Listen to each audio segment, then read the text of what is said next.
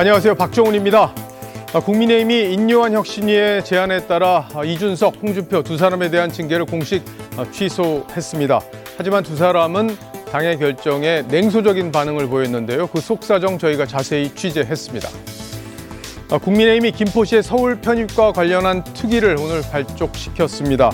메가 서울 구상에 속도를 내고 있는 거죠. 오늘은 구리시까지 서울 편입을 요구했는데 오늘 움직임들 저희가 자세히 정리해드리겠습니다. 박정훈의 정치다. 저는 잠시 후에 돌아옵니다.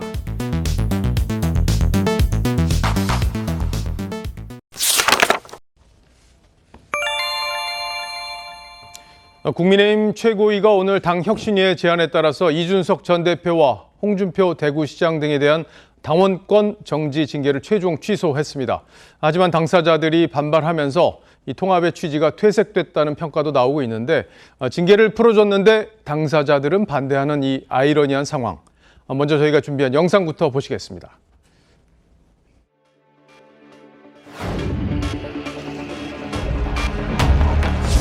과거 윤리위의 징계 결정은 나름 합리적 사유와 기준을 가지고 이루어진 것으로 존중돼야 마땅합니다만 혁신위의 당 통합을 위한 화합 제안을 대승적 차원에서 수용키로 했습니다.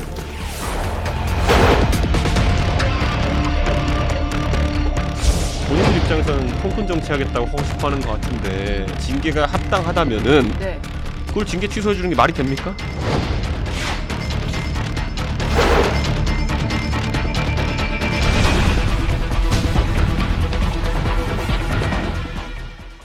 이 사실 이준석 대표에 대한 징계를 풀어주는 데 대해서 핵심 당원들은 강하게 반발해 왔습니다. 그런데도 이 혁신이 1호 제안인 만큼 지도부가 전격적으로 수용한 것으로 볼 수 있겠죠. 당사자들이 반발하면서 이제 지도부나 혁신이 모두 머리가 아플 것 같은데 이 정미경 의원님, 이 문제 쉽게 풀기가 좀 어려워 보이기도 합니다. 아니 일단 풀었잖아요. 예, 아니 징계는 취소를 했지만 네. 징계 취소의 취지가 통합이었는데 통합으로 가는 길은 그렇게 쉬운 길이 아닌 것 같아요. 아니 근데 이제 그 국민들께서 어떻게 보시느냐가 사실 정치의 핵심이기 때문에요. 예. 그 기본적으로 이제 지도부가 이 징계 취소 결정을 했다는 거는 일단은 우리가 그 혁신하고 있다. 그다음에 통합에 노력을 하고 있다라는 건 이미 다 보여준 거라고 봐요. 다만 거기에 대해서 이제 반발하거나 당사자가 그렇게 할 수는 있지만 그 모든 걸 다 이제 그 완벽하게 오케이 받아서 하면 좋겠지만 그렇지 않다고 할지라도 혁신위원장은 혁신위원장의 일을 집중해서 해야 되는 거고요. 지도부는 거기에 따르는 지도부의 역할을 하면 되는 거기 때문에 저는 일단은 잘했다 이렇게 평가해 주고 싶고요. 이준석 전 대표는 좀 당황했을 것 같아요. 이런 일이 벌어질 거라고 본인이 예측하지 못한 상황이 아니었을까 그런 생각이 듭니다. 예. 이준석 대표는 징계가 취소가 이제 최고에서 오늘 의결이 됐는데 그 직후에 이런 얘기를 했습니다. 지지율이나 올려라. 이렇게 냉소적인 반응을 보였는데 반말까지 쓰면서 지도부를 조롱하기도 했습니다. 직접 들어보시죠. 안녕 얘들아. 뭐 당 지도부에게 하시는 말씀입니까? 네, 별로 할 말이 없습니다. 그냥 예. 예. 고생이 참 많다. 지지율이나 올려라. 그러니까 이게 아주 모순이잖아요. 그러니까 당의 대변인은 방송 나가가지고 이준석을 제명해야 지지율이 3, 4% 오른다 그러고 있는데 네. 아니 그런 대단한 카드를 놔두고 왜 이준석을 제명하지 않는 거죠? 예, 국민의힘 지도부가 인요한 혁신위의 첫 안건인 징계 해제 요구를 전격 수용했는데 정작 당사자들 보신 것처럼 아주 그렇게 반발하고 있죠. 왜 이렇게 반발하는 건지 진짜 이유가 궁금하실 텐데 지금부터 이채림 기자와 함께 취재한 내용을 좀 들어보도록 하겠습니다. 자, 이 기자, 사면 대상이 총 4명인데 다 반발하는 건 아니죠? 네, 3명이 반발을 하고 있는데요. 일단 이준석 전 대표와 이 대표의 측근인 김철근 실장, 또 홍준표 대구시장 이렇게 3명이 반발하고 있는 겁니다. 특히 홍 시장은요. 이 과하지옥의 수모를 잊지 않겠다 이렇게 썼는데요. 이 과하지옥, 이 중국의 유명한 고사죠. 이 그림처럼 한나라의 명장인 한신이 이 큰 뜻을 품은 사람이 자기 큰 뜻을 이루기 위해서 이렇게 그림처럼 이 사람의 다리 사이로 지나가는 이 수모를 내가 참아 감수했다 이런 의미인데 홍 시장이 자신에 대한 징계를 이 고사에 이렇게 비유해서 표현을 한 겁니다. 그리고 이준석 전 대표는 혁신위 사면안에 대해서 반대한다, 재론치 않았으면 좋겠다 이렇게 밝힌 바가 있고요. 김철근 실장도 이 혁신위의 반혁신 조치라고 반발을 했는데요. 반면에 최근 최고위원을 사퇴한 김재원 전 의원은 침묵을 지키고 있습니다. 예. 뭐 반발을 하든 반발을 하지 않든 징계 취소 행위 그 의사 결정 자체는 이제 유효하게 된 건데 김재원 전 의원은 왜 반발을 안 한 거죠? 네, 사실 이번 사면의 최대 수혜자가 김 전 의원이라고 할 수가 있습니다. 이 징계 해제 시점을 좀 보면요. 이준석 전 대표는 내년 1월이고 이 홍 시장과 김 전 의원이 내년 5월입니다.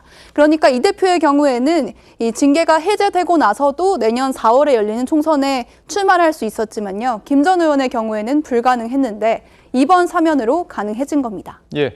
이준석 전 대표 출마 얘기도 좀 해보죠. 국민의힘이 8월에 이제 조강특위를 하면서 이준석 전 대표 출마했었던 노원병은 거기에 이제 당협위원장을 선정을 하지 않았었어요. 그래서 이준석 대표가 여기에 이제 공천을 받을 거다 뭐 이런 얘기들이 지금 나오고 있지 않습니까? 네, 그런데 국회에서 지금 선거구 획정에 대한 논의가 한창인데요. 노원구의 인구가 줄면서 이 노원병이라는 지역구 자체가 사라질 수가 있습니다. 지난 9월 기준 노원구의 인구가 49만 9천여 명입니다. 인근의 다산 신도시 또 별내 신도시 이런 곳으로 인구가 유출되면서요. 이 총선 때 4년 전에 비해서 거의 2만 명 넘게 줄어든 수치가 됐습니다. 보통 이 한 선거구당 평균 인구가 20만 8천 명입니다. 그러니까 이제 노원구는 3개의 지정거구까지가 필요 없게 된 거죠. 만약에 2석으로 줄게 되면요. 노원병이 노원갑과 을에 통폐합될 수가 있는데 이 노원병에서 3번 연속 낙선한 이 전 대표로서는 고심이 깊어질 수밖에 없는 부분입니다. 예, 이 전 대표가 신당 창당의 가능성을 또 열어놓기도 했고 대구에 출마할 거다 이런 얘기들도 많았기 때문에 노원병에 그대로 나가지 않을 거다 이런 관측도 지금 많이 나오고 있어요. 네, 이 전 대표의 최근 발언들을 좀 보면요. 오늘 이제 당이 제대로 바뀌지 않는다면 나가서 새로 정치 활동을 할 가능성이 100%다 이렇게 말을 했고요. 또 결단 시점을 다음 달 12월의 특정 날짜로 본인은 정해놨다 이렇게 얘기까지 했습니다. 또 최근에 이 대구 지역 축제나 대구 대학에서 특강을 하면서 대구에 만약에 겨룬다면 가장 나쁜 사람을 골라서 붙겠다라고 말을 하면서 이 대구의 출마 가능성까지도 열어놓은 상황입니다. 예, 신당과 관련한 움직임은 어떻습니까? 네, 일단 이 전 대표가요, 어저께 김종인 전 위원장을 만났는데 여기에서 신당 문제를 논의했을 가능성도 거론이 되고 있죠. 이 김 위원장은 신당 창당을 선언한 금태섭 전 의원의 멘토 역할을 하기 때문에 여기에 이 전 대표가 합류를 할 수도 있는데요. 만약에 최근에 인요한 혁신위원장을 만난 유승민 전 의원이 합류하지 않을 경우에는 아무래도 좀 파괴력은 크지 않을 것으로 보입니다. 이 당 내에서는 이준석 전 대표가 이미 신당 창당의 실패를 여러 번 겪었기 때문에 이게 아직까지는 국민의힘과 줄다리기를 하기 위해서 신당 이야기를 하는 걸로 봐야 한다는 분위기가 강한 것 같습니다. 예, 이 메가서울 구상이 탄력을 지금 받고 있는 상황이기 때문에 정치 지형에도 이제 변화가 올 수 있겠죠. 그런 상황을 이 대표가 이제 봐가면서 결정을 할 가능성이 있다 이렇게 봐야겠습니다. 이채림 기자 잘 들었어요. 자, 이하운 논설위원님, 이 대표가 이제 노원병에서 3번 낙선을 했는데 과연 거기에 또 나갈 거냐? 당에서는 뭐 노원병 나가서 그냥 떨어뜨리면 된다 이런 주장까지 나왔다는 얘기가 공개적으로 지금 거론이 됐었기 때문에 관심이 있는데 어떻게 전망하십니까? 네, 이준석 의원의 지금 거취가 앞으로 총선에 굉장히 중요한 영향을 끼치기 때문에 아마 시청자 여러분들도 그렇고 정치권에서도 굉장히 큰 관심을 갖고 있는 것 같습니다. 이준석 전 대표가 어떻게 행동할 건가 이거를 보는데 가장 중요하게 봐야 될 게 이준석 전 대표가 아킬레스건처럼 생각하는 게 지금 이채림 기자도 보도를 했지만은 3번이나 연속으로 국회의원이 못 되고 낙선을 했다는 겁니다. 그래서 내년에 있을 22대 총선에서도 낙선한다면 이준석 전 대표로서는 정치적 활로를 찾기가 굉장히 어렵습니다. 그래서 본인이 지금 결정을 하는데 내가 내년에 국회에 입성을 할 수 있느냐, 배지를 달 수 있느냐, 여기에 가장 큰 초점을 아마 두고 있는 것 같습니다. 그런데 지금 노원병 같은 경우에 데이터로만 봐도 2004년 5월에 노원병 지역구가 2004년에 신설됐는데 그때 이후에 치러진 선거에서 딱 한 번 홍정욱 한나라당이죠. 국민의힘 전신 2008년에 당선된 것 말고는 된 적이 없습니다. 국민의힘으로서는 정치권에서는 이제 이런 표현을 쓰는데 국민의힘으로서는 좀 밭이 안 좋다. 이제 그런 평가를 받는 지역이기 때문에 그리고 지금 상황에서는 이준석 전 대표 같은 경우가 꼭 여기서 누구의 책임을 묻는 것은 시간 관계상 좀 생략하겠지만 윤석열 대통령하고도 또 충돌하고 또 여러 당의 지도부하고도 충돌하면서 보수주의 쪽에서는 지금 국민의힘 지지자들 쪽에서는 약간 밉상 이미지가 어느 순간에 생겨버렸습니다. 저는 이게 꼭 이준석 전 대표의 잘못이라고만은 생각하지 않습니다. 그러나 결과적으로 그렇게 된 상황이고 그리고 당연히 진보 쪽에서는 이준석 전 대표가 온다 그러면은 거기에 또 뭔가 맞불을 놔서 떨어뜨릴 가능성이 높기 때문에 이준석 전 대표가 이대로 간다면 아마 노원병에서는 승산이 없다고 판단을 아마 했다고 저는 그렇게 판단하고 있습니다. 예, 실제로 오늘 이준석 전 대표가 노원병에 출마하지 않을 수도 있다 이런 취지의 얘기를 하기도 했습니다. 그리고 신당 창당에 대해서는 12월 중에 날짜를 고민하고 있다 이렇게 얘기도 했었는데요. 이어서 한번 들어보시죠. 지금은 뭐 억지로 무슨 뭐 징계 취소하고 제가 원치 않아도 뭐 전략공천을 노원병 주고 떨어뜨리겠다니 이런 말을 그 정진석 의원이랑 안철수 의원이 우상호 의원한테 했다는 거 아닙니까? 이준석이를 노원병에 나가게 해가지고 떨어뜨리자. 네. 이거는 정치적으로 무의미한 목표일 뿐더러 굉장히 사악한 목표거든요. 여기에 동조해줄 이유가 있나요? 새로 뭐 정치 활동 하실 게 1과 100 사이에 어느 정도 됩니까? 저는 이거 당이 제대로 변하지 않으면요 100이에요. 12월에 제가 특정한 날짜를 제가 고민하고 있는 날짜가 있는데 크리스마스인가요? 그거는 저는 확인해드릴 수 없습니다. 예, 확인해 줄 수 없는 건지 아직 본인도 잘 모르는 건지 그 부분은 좀 궁금하기도 합니다. 조 선생님이 보내주신 시청자 질문 하나 먼저 보고 가겠습니다. 이준석 전 대표가 결국 탈당을 할까요? 그렇다면 표심은 어떻게 움직일까요? 탈당을 할지 여부에 대해서는 아직 알 수가 없지만 탈당을 했을 경우 표심이 어떻게 움직일지에 대해서는 우리가 전망을 해볼 수 있을 것 같습니다. 박원석 의원님께서 한번 전망을 해주시죠. 일단은 그 노원병에서 3번 출마했고 지금도 어쨌든 노원병에서 공천을 받아서 당선되는 게 국회의원이 되는 게 목표다라고 얘기하고 있지만 여러 가능성을 열어놓고서 본인 생각을 하는 것 같고요. 근데 이제 국민의힘 입장에서 이준석 전 대표 문제를 잘 다뤄야 되는 게 지난 대통령 선거 또 지난 지방선거에 당대표로서 선거를 지휘하면서 어쨌든 승리한 경험이 있단 말이죠. 더군다나 이제 수도권의 2030, 특히 남성 2030 표심에 이준석 전 대표가 상당한 영향력을 갖고 있는 것도 부정할 수 없는 사실이에요. 어떻게 보면 지금 윤석열 대통령의 국정운영에 대한 지지도 이런 걸 보면 특히 20대, 30대 지지도가 현저히 낮아졌습니다. 지난 대선과는 다르게. 이게 이제 이준석과의 갈등과 무관하다라고 보기가 어려운 측면이 있고, 물론 그것만이 아니라 국정 전반에 대한 젊은 세대의 평가도 담겨 있겠습니다만, 거기에 이제 정서적으로 일체감이나 유대감을 상당히 갖고 있는 이준석 대표의 정치적 영향력을 무시하기가 어렵고요. 탈당을 할지 안 할지는 아직도 본인이 뭐 분명하게 얘기하고 있는 게 아니기 때문에 당의 변화를 주문하고 있는 상황이기 때문에 좀 더 지켜봐야 될 것 같아요. 근데 만약 탈당을 한다면 총선 4개월 앞두고 국민의힘으로서는 대체 불가능한 그런 어떤 정치적 공백이 발생할 수도 있는 이런 상황이기 때문에 이 간단한 문제는 아니에요. 그러니까 지금 이제 대사면과 같은 이제 그런 조치를 취하고는 있습니다만 아마 이준석 전 대표는 그 원인이 됐던 본인에 대한 징계 자체가 잘못됐는데 마치 내가 지은 죄를 사하여 준다는 것 같은 그런 시혜적인 이 태도에 대해서 별로 수용을 안 하는 것 같고 결국 인요한 혁신위원장이 주도하는 혁신이라는 게 문제의 핵심을 못 건드리고 있다. 문제의 핵심은 이준석과 사이가 나쁘거나 영남 다선 중진들의 기득권이 문제가 아니고 대통령이 국정운영 기조를 안 바꾸고 당을 이렇게 발밑에 두는 수직적 당청 관계를 유지하면 총선에서 달라질 게 없다. 이 문제 제기를 하고 있는데 지금 전혀 엉뚱한 답을 최신희가 하고 있다라는 문제의식을 갖고 있는 것 같고요. 제가 보기에는 지금 이 팽팽한 대치, 평행선과 같은 대치가 해소가 안 된다면 결국에 이준석 대표는 본인이 지금 이제 암시하고 있는 대로 당을 나가서 새로운 길을 어떤 모색하지 않을까 그렇게 예상합니다. 예. 근데 지금 이준석 대표의 행동을 보면요. 탈당해서 신당을 만들 가능성이 크다. 그렇게 우리가 추론해 볼 수 있어요. 그게 가능할지 어쩔지는 모르겠지만. 그런데 이준석 대표가 잊고 있는 게 있어요. 본인은 사실은 보수에 있어서 어떤 젊은 층의 지지를 받았던 전 당대표 아닙니까? 그럼 본인의 어떤 지지 기반은 보수층이에요. 근데 보수층인데 우리 아까 이현 의원님께서 말씀하신 것처럼 이제 밉상이 되고 있는 거죠. 그건 본인의 지지가 진보나 좌파가 아니거든요. 그럼 보수를 떠나서 본인이 할 수 있을 게 무엇이 있을까?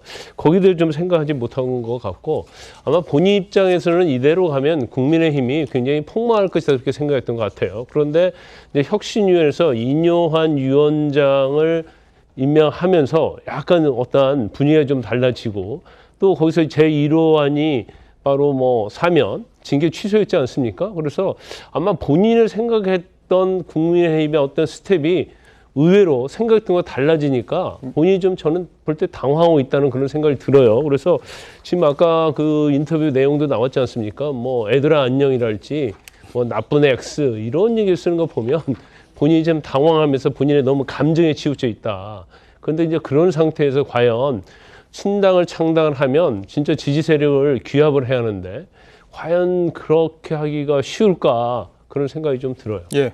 뭐 조금 전에 우리가 영상으로도 확인해 봤지만 12월에 뭐 결단을 하겠다는 취지의 얘기를 했는데 지금 김종인 위원장 조금 전에 이채림 기자 설명을 들었지만 김종인 위원장을 만났고 또 김종인 위원장이 금태섭 의원을 지지하고 있는 뒤에서 이제 도와주고 있는 그런 상황이기 때문에 신당에 합류할 가능성, 이준석 전 대표가 그럴 가능성이 이제 엿보이는 그런 상황이죠. 다만 유승민 전 의원이 이제 대선에 여러분 이제 문을 두드렸던 사람이기 때문에 이준석 대표와 금태섭 의원 간의 신당이라면 크게 이렇게 동력이 좀 떨어지지 않겠느냐, 그렇게 크지 않게 동력이 정치권에서 그런 주목을 받는 게 좀 한계가 있지 않겠느냐 이런 주장들도 있기 때문에 유승민 의원의 합류 여부가 관심인데 오늘 페이스북에 이준석 대표가 조금 전에 글을 올렸어요. 제가 하나 읽어드릴게요.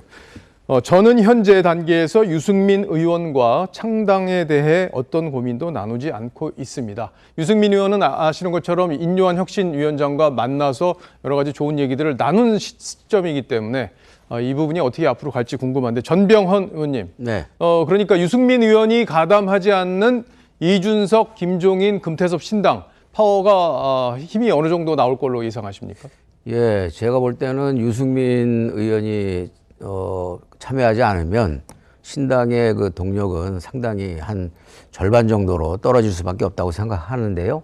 그럼에도 불구하고 저는 유승민 의원이 참여할 가능성이 대단히 높다고 생각합니다. 높다. 예. 지금 말씀하신 우리 김강삼 위원께서 말씀하신 것처럼 이준석 이제 전 대표는 지난번 그 흘린 눈물이 사실상 루비콘 강으로 만들어진 그런 헤어질 결심을 하는 눈물이었고요. 그리고 지금 유승민 의원도 이제까지 이렇게 여러 가지 해온 발언이나 또 유승민 의원에 대해서 그 국힘당 지도부나 관계자들이 비난을 한 것으로 볼 때 유승민 의원이 다시 돌아갈 가능성은 상당히 어렵지 않을까 이렇게 판단이 되고요. 인요한 그 위원장께서 유승민 의원에 대해서 이제 여러 가지 좋은 그 덕담을 하셨는데 실제 저도 유승민 의원하고 이제 같이 의정 활동을 시작한 사람인데 그리고 상당히 많이 교류도 했었어요. 근데 실제 유승민 의원이 젠틀합니다. 그리고 어떤 그 사람하고 얘기할 때도 절대 그 화를 내거나 언성을 높이는 일이 없고 침착하게 차분하게 얘기하는 스타일이고 그야말로 그 보수 쪽에서는 합리적 보수라는 그런 아이콘으로 지금 대권 주자 반열에까지 이르는 분 아닙니까? 그런 측면에서 유승민 의원은 지금 현재 국힘당이 가고 있는 지금 뭐 여러 가지 얘기가 있습니다만 민심을 제대로 못 잇고 그리고 수직적인 이 소위 말해서 대통령과 그 당과의 관계 이런 것들이 전혀 인요한 위원장이 온 뒤에도 개선될 여지가 별로 없어 보이기 때문에 유승민 의원이 그 국힘당으로 다시 되돌아갈 가능성은 상대적으로 낮다. 저는 그렇게 전망을 합니다. 예. 인요한 혁신위원장은 어제 유승민 전 의원을 만났다, 주말에 만났다고 이렇게 밝힌 바가 있죠. 이준석 전 대표는 이 인 위원장과의 만남을 여전히 거부하고 있습니다. 왜 만나지 않는지에 대해서도 언급을 했는데 인 위원장의 반응까지 저희가 영상으로 준비했습니다. 제가 저분을 만나서 무슨 얘기를 한다 한들 예. 예를 들어 어제 유승민 의원이 뭐 그분을 만났다 한들 그러면은 또 내일부터 그럼 유승민 욕 안 합니까? 국민의힘에서? 그러니까 이중 플레이 하는 거잖아요. 네가 그래도 당대표를 지냈던 인물인데 당을 위해 가지고 네가 통 크게 지들이 통 크게 마음 먹고 살지 왜 남한테 그걸 강요합니까? 이게 2차 가야지 뭡니까 이게? 어떻게 좀 설득을 하시고 또 만나실 계획이신지. 기회가 되는 대로 다 만나야죠. 혹시 이준석 대표 쪽이랑 어떻게 계속 접촉을 좀 시도하고 계신가요? 응답이 있나요? 방법이 나오겠죠. 현재로선 방법이 없으니까 방법이 나오겠죠. 이런 표현을 썼고요. 이준석 대표가 지들이 통 크게 마음 먹고라는 표현까지 썼습니다. 말이 상당히 거칠다는 느낌도 좀 드는데요. 아까는 또 반말로 얘기도 하고 했죠. 그러니까 지금 상황에서 이준석 대표에 대한 관심이 커진 거는 분명한데 이준석 대표가 화합할 의지가 없어 보이기도 합니다. 정미경 의원님, 결국에는 인요한 혁신위원장하고 좀 만나서 얘기를 하는 게 좀 중요할 것 같아요. 근데 지금 만나는 그림이 나오면 통합에 자기가 손을 내미는 모양새가 될까 봐 못 만나는 게 아닌가 하는 생각도 좀 들긴 합니다. 사실은 만나야지요. 예, 만나고 지금 당이 지금 몸부림치고 있잖아요. 혁신위원장, 인의원 위원장 내세워서 어떻게든 내년 총선에 이겨보려고 지금 저렇게 하고 있는데 그러면 만나서 어떤 식으로든 얘기를 해서 앞으로 미래에 나갈지 한 번쯤은 참고 자기가 이러고 나가야 되는데 지금 저렇게 안 만나고 어제 그 기자들한테 다 알려갖고 김종인 전 비대위원장 만난 거는 결과적으로는 그냥 일부러 그러는 거 아니겠습니까? 그 인요한 위원장 안 만나고 나는 김종인 전 위원장 만난다. 뭐 이런 거 지금 보여주려고 하는 것 같은데 그렇게 해서 무슨 득이 될지는 잘 모르겠고요. 이게 조금 호흡을 길게 가지고 좀 멀리 보고 가야 되는데 그런 게 좀 아쉽습니다. 예. 이제 전병헌 전 의원님께서 좀 말씀을 하셨는데 유승민 의원 같은 경우에는 아직까지는 조금 고민의 단계도 좀 있고 또 그리고 당에서 정확히 얘기하면 윤석열 대통령이 어떻게 하느냐에 따라서 조금 여지가 있지 않나 싶습니다. 왜냐하면 유승민 전 의원 같은 경우에는 박근혜 대통령에 대한 탄핵을 주도하면서 더군다나 박근혜 대통령은 본인을 전국구 의원에서 지역구 의원으로까지 아주 무리하게까지 하면서 정치인으로 또 대성시켜줬는데 그래서 박근혜 대통령을 배신했다라는 그런 이미지가 또 굉장히 강한 상황입니다. 그래서 유승민 의원이 탈당을 하고 나오면 그럴 줄 알았다. 역시 또 배신하는 거지라는 그런 이미지가 있는데 수도권에 대구 쪽에서는 뭐 대구 경북에서는 어려울 테고 그러면 결국 수도권인데 수도권도 최근에 보면 윤석열 대통령이 입장을 조금 부드럽게 하면서 여러 가지 또 변신하려고 하는 상황에서 유승민 의원이 과연 그 배신의 트라우마를 어떻게 극복하느냐 이것 때문에 아마 탈당 여부를 계속 고민을 분명히 하고 있을 겁니다. 그래서 가능성이 많다고는 보지는 않지만 윤석열 대통령과 당 지도부가 유승민 의원이 그래도 당의 우리의 재산이고 중요한 자산이고 같이 할 수 있다라는 그런 믿음을 주고 조금 지금 변화되는 모습에서 조금 더 변화를 한다면 유승민 의원 같은 경우에도 본인이 내년에 꼭 배지를 달아야지만 그 이유가 보장이 되는 거기 때문에 아마 고민의 지점이 좀 더 있어서 그래서 아마 인요한 혁신위원장이 더 강하게 또 설득도 하고 아마 물밑에서도 김기현 대표나 또 다른 사람들도 움직이고 있지 않을까 저는 그렇게 판단합니다. 예. 유승민 의원이 바른정당을 창당했는데 그게 이제 성공하지 못했던 경험이 있기 때문에 신당 창당에 대해서는 상당히 보수적으로 접근하려고 하는 얘기도 얼마 전에 본인이 한 적이 있기 때문에 굉장히 심사숙고해서 결정하지 않을까 싶습니다. 지금부터는 홍준표 대구시장 관련한 얘기를 조금 해볼게요. 징계 취소 결정에 이렇게 오늘 SNS에 글을 올렸습니다. 과지옥의 수모는 잊지 않는다. 조금 전에 이채령 기자 설명했던 내용이죠. 오늘이 영원할 줄 알지만 메뚜기 톡톡 튀어야 한철인 줄 모르고 하루살이는 내일이 없다는 걸 알아야 한다. 무슨 말인지 좀 확 이렇게 와닿진 않는데 5분 뒤에 한 줄을 추가했습니다. 뭐라고 했냐면 하기사 시한부인 줄 모르고 사는 게 좋을 수도 있지만 이렇게 썼습니다. 누가 시한부라는 건지 잘 모르겠는데 김광삼 변호사님 이게 시한부인 걸 모르고 사는 게 낫지 않냐 이런 얘기예요. 아니 그건 저 생각이 나름이겠죠. 시한부인 걸 알고 살면 그 준비를 할 수 있는 거고 또 모르고 살면 모르다가 죽으니까 행복하게 살 수는 있겠죠. 그런데 홍준표 시장이 김기현 현 국민의힘 지도부에 정말 감정이 엄청 깊은 것 같아요. 그래서 지도부에서 뭔 결정만 하면 그냥 거기에 대해 비판을 많이 하는 거죠. 그런데 이번에 이제 징계 취소와 관련해서 물론 이제 사면이라는 용어에 대해서는 과연 이게 적절하냐 적절하지 않느냐에 대한 논란이 있을 수 있는데 본인이 그때 스웨덴 골프 쳤잖아요. 골프 쳐갖고 계속 잘못이 없다고 하다가 나중에 사과했지 않습니까? 그걸 징계하니까 징계 받아들이겠다고 얘기를 했어요. 당시에. 그럼 지금 하는 행동은 그때 행동과 굉장히 모순되는 겁니다. 본인이 그때 징계의 부당성 그리고 자신이 골프 치는데 이건 문제가 없다고 계속 밀고 나갔다가 징계를 받아가지고 지금 현재와 같은 징계 취소 결정이 나왔다고 한다면 저를 충분히 이런 태도는 이해할 수가 있죠. 근데 다 사과한 거 아닙니까? 이미 지나간 거 아니에요?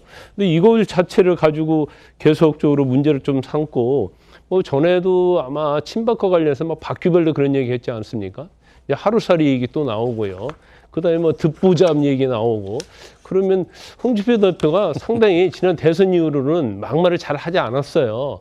그런데 대선 이전으로 지금 돌아가는 것이 아닌가. 그러면 역시 홍준표 어떤 시장의 저런 행동도 사실은 어떤 지지를 받기는 굉장히 어렵고 이제 본인에 대한 어떤 비호감성 그런 것만 높아질 텐데 왜 저런 식으로 계속 행동을 할까? 저는 굉장히 좀 의아하게 생각을 합니다.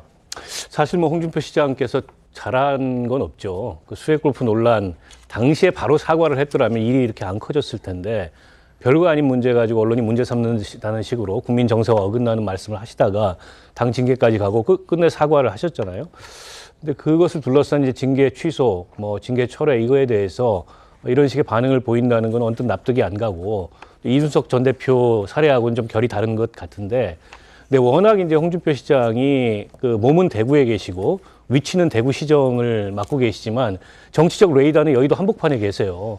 그래서 당의 일이나 중앙정치 돌아가는 일에 대해서 다 코멘트도 하시고 또 개중에 독설도 많이 하시고. 근데 앞서 이제 김 변호사님 말씀하셨듯이 김기현 대표 체제하고 이분이 좀 안 맞아요.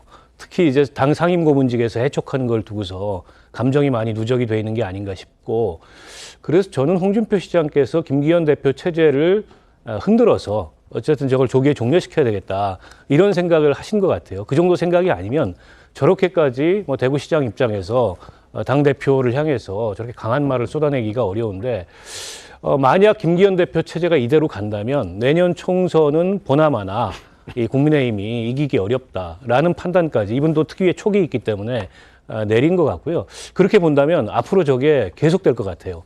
근데 이제 국민들 보시기에 과연 대구시장을 하시면서 또 당의 당대표를 2번 지낸 원로가 계속 이제 저런 발언을 하는 게 적절하냐. 근데 이런 비판도 있지만 다른 한 축에서는 특히 강서 재보궐선거 결과에 대해서 우려하는 보수 지지층 내에서는 아니 저 김기현 대표 체제 이대로 계속 가가지고 혁신이고 뭐고 하는 신용만 해가지고 과연 되겠냐라는 문제의식을 또 갖고 있기 때문에 홍준표 시장의 저런 강한 발언에 대해서 또 한편으로는 공감하는 이제 당내 의견도 있지 않을까 싶습니다. 예.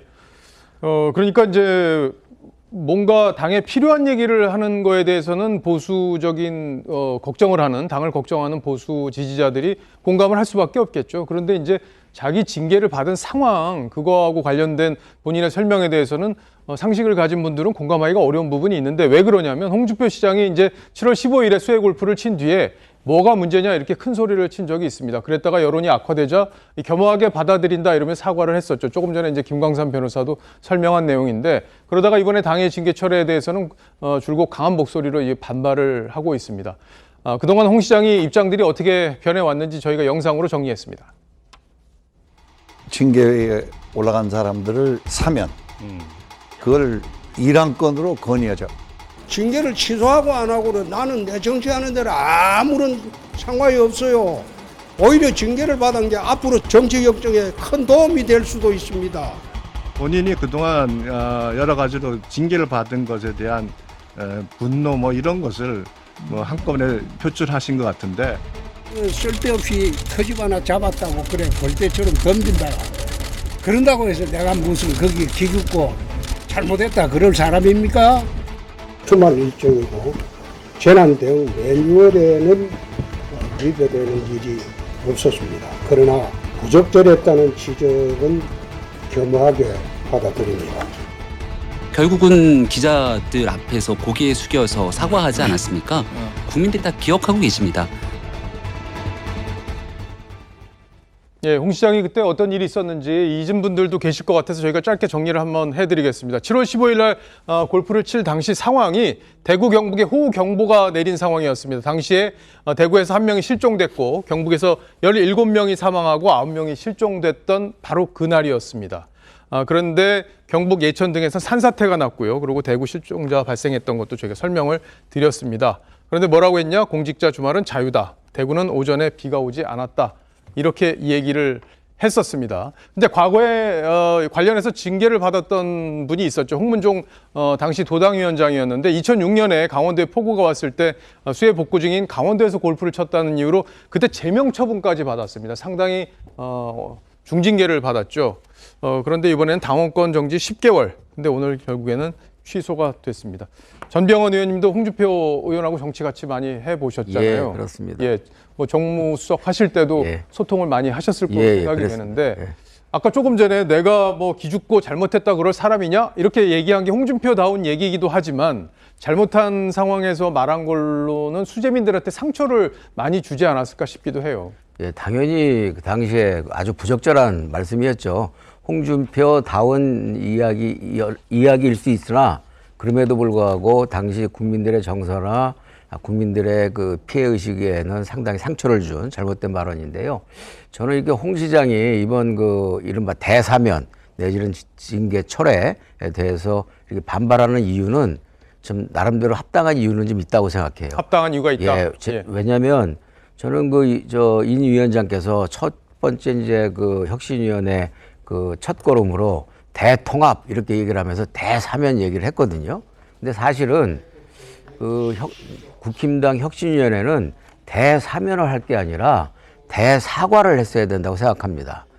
국민들의 마음을 국힘당이 제대로 읽지 못한 점, 그리고 국힘당 당원들의 기대에 제대로 부응하지 못한 점에 대해서 먼저 대국민 사과부터 하고 그 다음에 이제 혁신의 절차를 밟았으면 훨씬 더 그 인요한 혁신위원회의 그 어떤 그 대국민 설득력이 그리고 국민들에 대한 국힘당 당원들에 대한 이해가 훨씬 높았을 텐데 그러지 않고 대통합 대사면 그랬는데 대사면이라는 것이 결국은 이준석 전 대표하고 그 홍 시장 그 징계 철회를 하는 거였잖아요. 근데 홍 시장이 뭔 놈의 그게 대사면이냐? 징계 철회 내지는 징계 해제하면 될 것을 이렇게 얘기를 하니까 인용환 위원장께서도 멈칫했다라는 그런 반응을 보였는데 이와 같이 크지 않은 일을 너무 지나치게 과대 포장해서 이야기를 하다 보니까 이준석 전 대표는 자신의 징계가 부당한 정치적 탄압에 의한 징계라고 생각을 하는데 마치 중재를 엄청나게 시혜를 주어서 사면을 해주는 것처럼 이렇게 생색을 내고 또 홍 시장 입장에서도 본인은 잘못했죠. 물론 잘못해서 사과를 했는데 그 국민들 앞에 인사 정도 목 정도 숙이면 될 일이라고 생각을 했는데 이 가랑이 사이로 들어가라라는 식으로 해서 경고 정도 받으면 아마 본인도 충분히 이해를 하지 않았을까 싶은데 중징계를 받은 것은 자기 자신에 대한 어떤 정치적인 의도와 사적인 감정이 작동해서 과잉징계를 했다라고 생각하던 차에 그거 징계 취소나 해제를 하는 간단한 문제를 엄청난 그 시혜를 또 베푸는 것처럼 그래서 그 중죄이자 대역죄를 지은 것처럼 대사면이다 이런 식으로 이제 나오니까 제가 볼 때는 홍 시장 입장에서는 대단히 빈정도 상하고 비위가 상하고 그리고 스스로로 그 목례 정도 하는 이 목례 정도의 사과로 끝날 일을 그야말로 다시 한번 가랭이 속으로 기어 들어가는 그런 수모를 준 것으로 그렇게 본인은 생각할 수도 있지 않았을까라는 생각이 들고요. 그러나 공인으로서는 좀 적절치 않은 표현은 많이 있다 이렇게 생각이 됩니다. 전병헌 의원님께서 이제 홍 시장의 입장을 충분히 이해를 하는 측면에서 말씀을 해주셨는데 홍 시장이 오늘 보고 계시면은 큰 위안이 됐을지도 모르겠습니다. 그런데 당원들 보수적인 당원들이 보기에는 또 마음에 그렇게 답답한 생각이 또 들지도 않았을까 하는 생각도 드는데 이 홍 시장이 계속 반발을 하니까 혁신위도 입장이 지금 난처해졌습니다. 오신환 혁신위원은 징계를 취소한 취지에 대해서 모욕을 주려는 게 아니라 당내 통합 차원이었다 이렇게 설명을 했습니다. 직접 한번 들어보시죠. 이제 그분들이 사실은 감정적으로 마음이 상하고 그 과정에 대해서 동의 못 하시기 때문에 어쨌든 우리가 뭐 그분들에게 또 다른 상처를 주거나 무슨 아량을 베풀거나 했던 그런 취지는 전혀 아니에요. 그러니까 국민들께 우리가 당내에 대해 통합을 통해서 함께 힘 모아서 가자라는 그런 메시지를 드리는 거였지 다른 의도가 있는 건 아니니까 좀 양해해 주셨으면 좋겠어요. 예, 무슨 뭐 모욕 주려는 의도가 있었겠습니까? 당 통합 차원에서 여러 가지 이제 고민을 하다 나온 결론인데 홍준표 시장의 성품을 감안해 보면 그렇게 좋은 반응이 나오지는 않았을 거다 이런 생각 들긴 합니다. 자, 여당 이야기 하나 더 해보죠. 강서구청장 보궐선거 패배 책임을 지고 당 사무총장에서 물러났던 이철규 의원이 19일 만에 인재영입위원장에 임명이 됐습니다. 이 문제도 좀 논란이 되고 있는데 박정화 수석 대변인의 목소리 한번 들어보시죠. 이철규 위원장님을 좀 임명하시게 된 거는 퇴장문 인사는 좀 비판이 나올 수 있을 것 같은데. 그런 것도 충분히 감안을 했습니다. 그렇지만 업무의 연속성이라는 것, 그다음에 시간이 많지 않다는 것을 고민해 주시고요. 인재 영입에 대한 결과로 여러분들한테 평가받도록 하겠습니다. 그러니까 당 설명을 들어보면 사무총장으로서 그동안 인재 영입을 위해서 여러 가지 노력을 해왔던 것들이 있겠죠. 그리고 사람들도 접촉을 했던 사람들이 있기 때문에 그 사람들을 데려오는 업무를 마무리 짓는 차원에서 이철규 전 사무총장을 인재영입위원장으로 임명했다 이런 취지의 설명을 하고 있는 겁니다. 이하원 위원님. 네. 근데 이제 비윤계에서는 조금 뭐 김웅 의원, 뭐 허은하 의원 이런 분들이 좀 반발을 좀 했어요. 앞으로 논란이 어떻게 흘러갈까요? 네. 먼저 인재위원장에 그렇게 임명을 한 것 자체 안 했으면 좋았다고 생각을 합니다. 하더라도 조금 시기를 좀 보거나 그럴 필요가 있었다라고 생각을 합니다. 이게 국민의힘이 보면은 정치적으로 약간 그 어떤 흐름이라든가 다음에 언론을 장악해서 들어가는 그런 디자이너가 사실 부족한데 최근에 국민의힘 같은 경우에는 강서구청 선거에서 참패를 한 이후에 흐름이 나쁘지가 않았습니다. 먼저 인요한 혁신위원장을 영입을 해서 민주당의 이래경 위원장, 다음에 김은경 위원장의 비교가 안 될 정도로 사실 호평을 받고 인요한 혁신위가 출범을 한 상태고 그리고 거기에 김포시를 또 서울시에 편입하거나 이런 문제로 이슈를 좀 장악을 해가고 있었는데 그런 상황에서 인재영입 위원장에 바로 친윤이고 또 윤석열 대통령이 가장 또 신뢰하는 의원 중에 한 명이 됨으로 해서 이거 결국 그러면은 혁신이라든가 다음에 기존에 또 새롭게 하려고 했던 게 이거 말짱 어떻게 보면은 하나의 쇼 아니냐 이런 얘기가 나오게 하고야 말았습니다. 잘 생각을 해보면 인재영입 위원장이 굉장히 중요한 자리입니다. 인재영입 위원장에 바로 박앵커께서는 전임자가 누군지 혹시 기억을 하십니까? 권영세 의원입니다. 권영세 의원이 대선 당시에 윤석열 대통령을 영입을 하고 했던 만큼 또 그렇게 힘이 있고 이 영입 인재위원장이라는 게 결국은 윤석열 대통령의 뜻을 관철시키고 뜻을 반영하는 것 아니냐 그렇게 봐야 되기 때문에 만약 하려고 했다고 해도 조금 더 시기를 보고 그리고 조금 더 뭐라 그럴까 이런 논란이 안 나오게 하는 게 지금 국민의힘에 좀 좋은 흐름을 이어가는데 도움이 되지 않았을까 싶은데 정치공학적으로 보면 이건 조금 좋은 선택은 아닌 것 같습니다.